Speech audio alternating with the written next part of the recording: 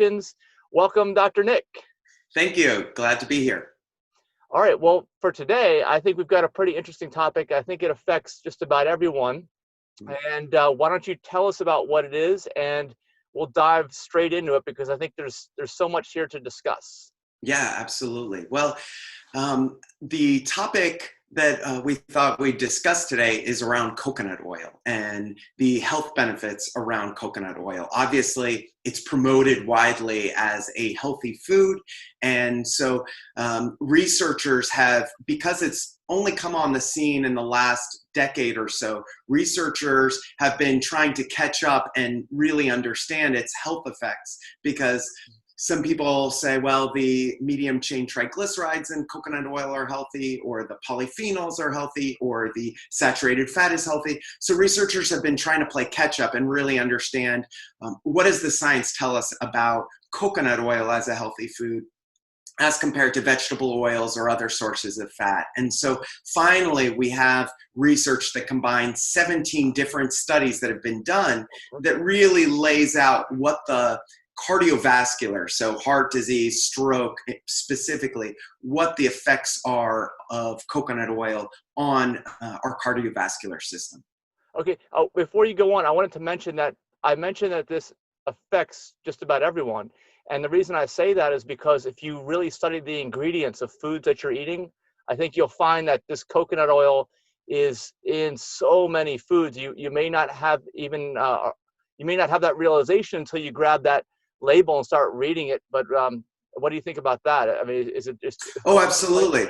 Coconut oil, palm oil is in everything. It certainly affects our environment.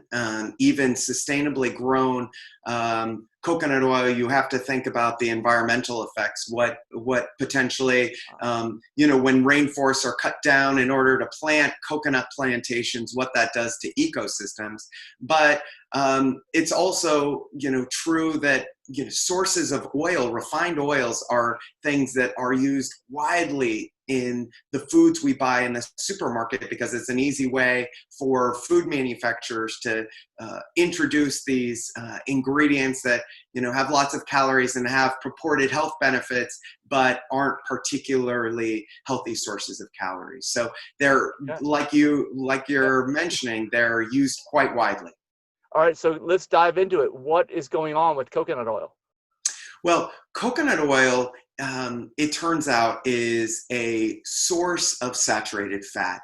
And what's unusual about coconut oil is that most vegetables either are low in fat or have mono or polyunsaturated fat. Their fat can be divided into two sort of buckets, saturated and unsaturated. And instead of going into the weeds about what's the differences, we can generally categorize. This doesn't always hold, but we can generally categorize animal sources of fat as saturated and vegetable sources of fat as unsaturated. Okay.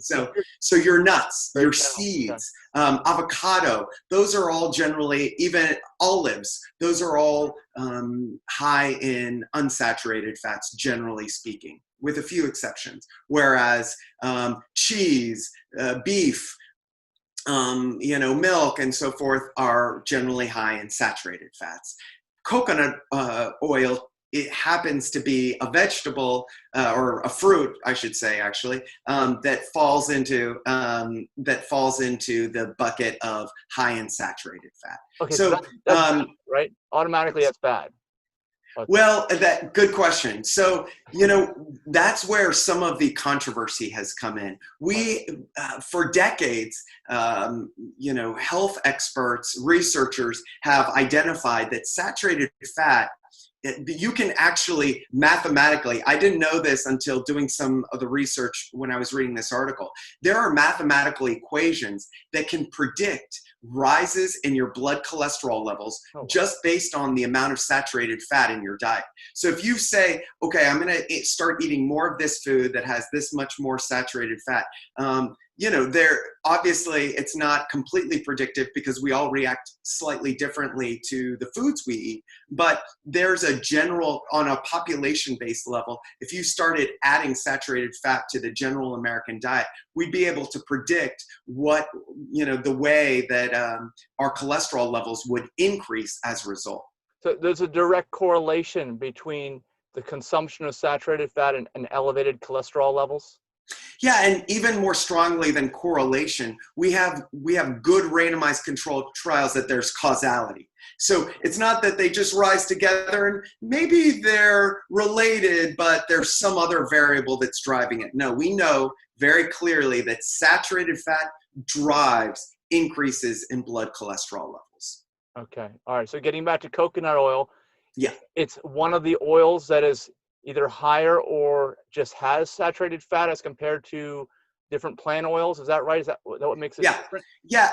And one of the things that, there's a lot of interesting little nuggets about how coconut oil has been marketed in a way that makes it seem healthier than it is. I think, just on the face of it, we generally think, oh, it's plant-based, so it's going to be healthy. But that saturated fat, it turns out, increases blood cholesterol just like all the other saturated fats that we encounter in the world. So what the researchers for this study did is they took 17 different studies, like I mentioned, and they looked at how coconut oil consumption over short periods of time affected blood cholesterol levels. And what they found is that it consistently increased blood cholesterol levels by about, what they found is substituting coconut oil for other unsaturated fats, from seeds or nuts, what have you, olive oil, whatever kind of vegetable oil was being consumed,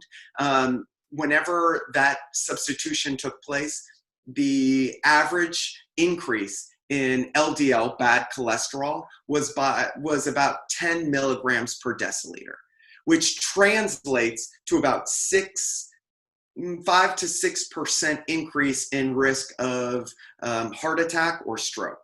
Wow. Oh my gosh.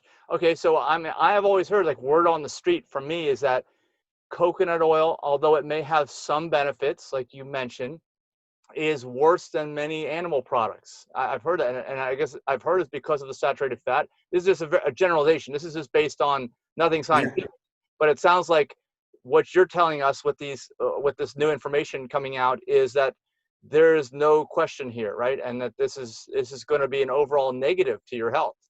Yeah, absolutely. Now, I would, what this study really firmly establishes is that if you're looking for oil to cook with, and, we obviously, think you should cut out cooking with oil as much as possible.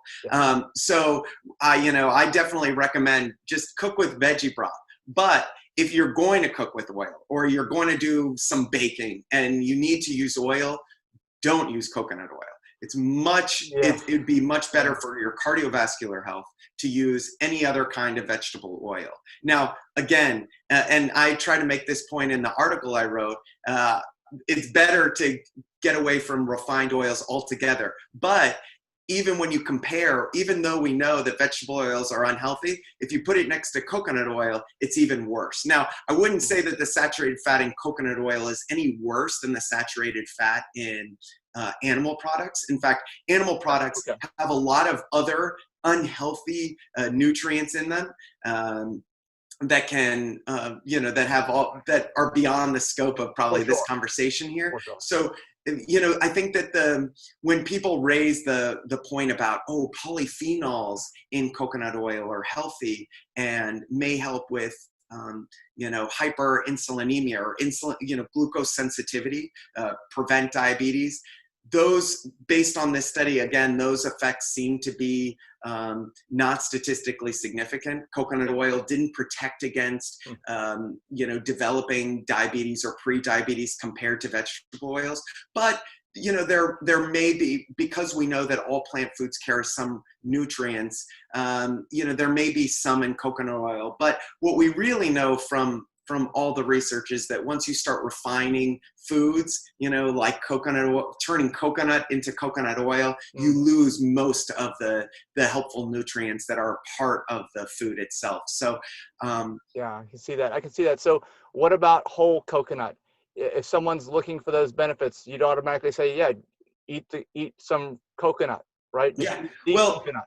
yeah, we don't have research, and so I make that caveat. We have some small studies, but in terms of the large analyses, people haven't really looked specifically in a randomized controlled trial fashion at the health benefits or harms of eating coconut flesh. What we do have is population studies. So we have populations of islanders out in Polynesia, Right. that have in those atolls where one of the only things they can eat is coconut, and they eat lots of coconut flesh, and those individuals tend to have very low risk of cardiovascular disease. Now, they're also eating, living an active lifestyle, and they're eating Right. high fiber, low sugar foods. So it's obviously our total diet that matters. But I think Yeah. that I would approach eating coconut the way,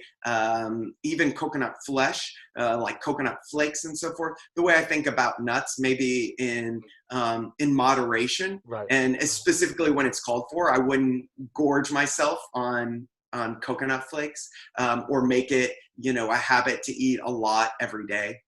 Yeah, yeah, and I think that you mentioned these folks out in the Pacific, right? They have a Yeah, different lifestyle, right? They're probably not anywhere near as sedentary as we are here in the United States or in other countries where it's basically revolving around computer screens, like we're exactly. working on right now. Yeah.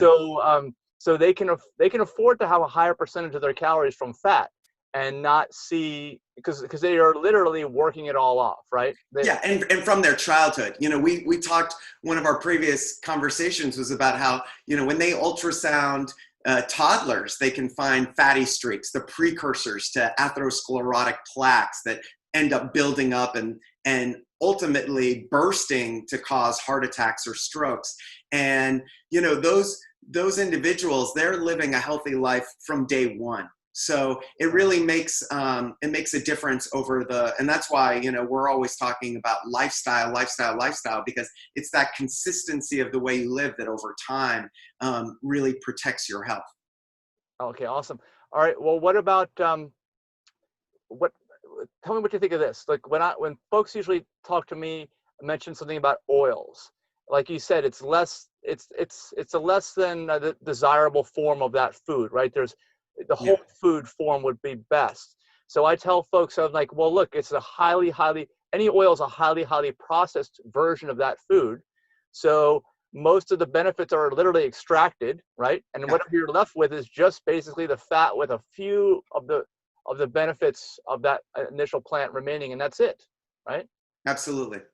So Yeah, they've done research looking at. I mean, one of the fiber is clearly, and it's only becoming more and more important. Is clearly one of the most important parts of the food. The part of the food that we don't digest ends up being one of the most health promoting parts of the food. Not only because of the way it regulates our metabolism, increases satiety, but the way now we know it nourishes our microbiome.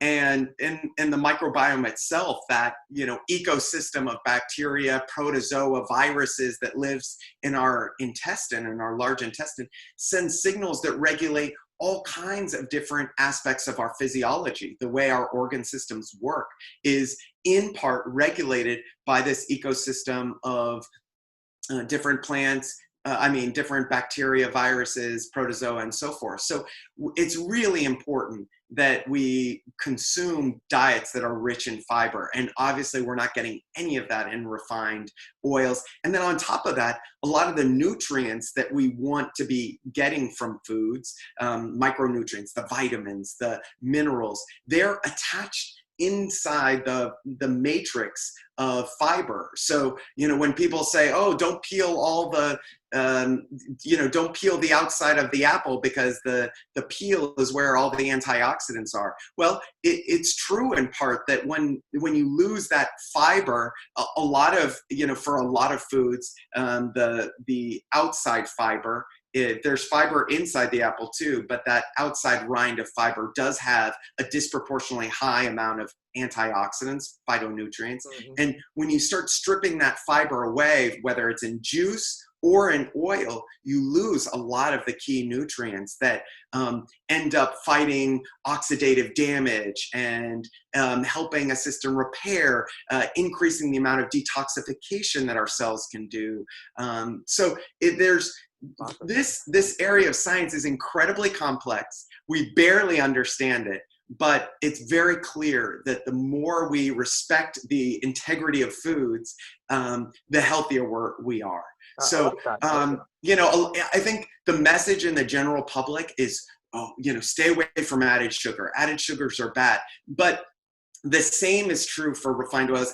Refined oils are probably actually worse than added sugars, but the message of how harmful refined oils can be just hasn't, unfortunately, captured the public's imagination the way added sugars have. So that's really, I think, one of the most important messages that needs to get to the public at large, I think.